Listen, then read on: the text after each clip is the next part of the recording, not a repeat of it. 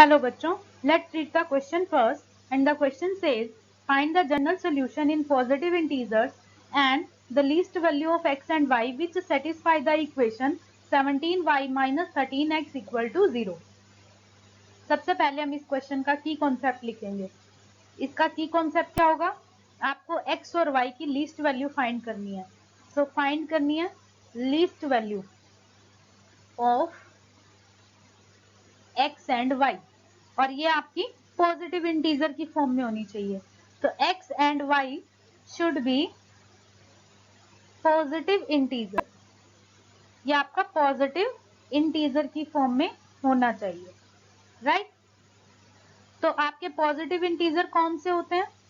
Positive integers को आप z positive की फॉर्म में रिप्रेजेंट करते हो और ये आपके पास होते हैं 1 2 3 4 अप टू सोन. इस टाइप के आपके पॉजिटिव इंटीजर्स होते हैं. तो आपको ऐसी वैल्यू फाइंड आउट करनी है. अब हम इसके सॉल्यूशन पे चलते हैं. आपके पास इक्वेशन है 17y minus 13x equal to 0. तो 17y आपका इक्वल हो जाएगा 13x के. तो y की वैल्यू हो जाएगी 13/17x. ये आपकी इक्वेशन बनी. तो y is equal to 13/17x. But आपको जो y फाइंड करना है वो आपका पॉजिटिव इंटीजर की फॉर्म में होना चाहिए. सो y should be positive integer. ये आपका पॉजिटिव इंटीजर की फॉर्म में होना चाहिए. तो देयरफॉर हम क्या कहेंगे? x should be multiple of 17.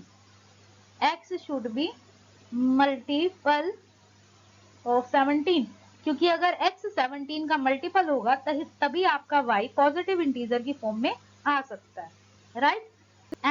And similarly you can say कि जो y आपका वो 13 का मल्टीपल होना चाहिए. सो y should be multiple of 13. अगर आप इसे इस फॉर्म में लिख दें 17/13 y is equal to x, इस तरह से भी रीराइट कर सकते हैं. तो इसके अकॉर्डिंग आपका जो y है वो 13 का मल्टीपल होना चाहिए, राइट? बट आपको तो इसमें मिनिमम वैल्यू फाइंड करनी है. सो मिनिमम वैल्यू आपकी क्या हो सकती है? मिनिमम वैल्यू आपकी 17 और 13 ही हो सकती है. जब आप x की वैल्यू 17 पुट करवाएंगे तो आपके पास y क्या बन जाएगा? 13/17 इंटू 17 करेंगे, ये आपका आपस में कैंसिल हो जाएगा और आपके पास पॉजिटिव इंटीजर की फॉर्म में आंसर आ जाएगा. और अगर आप y की वैल्यू को 13 लेंगे तो आपके पास क्या बन जाएगा? 17/13 into 13 is equal to x.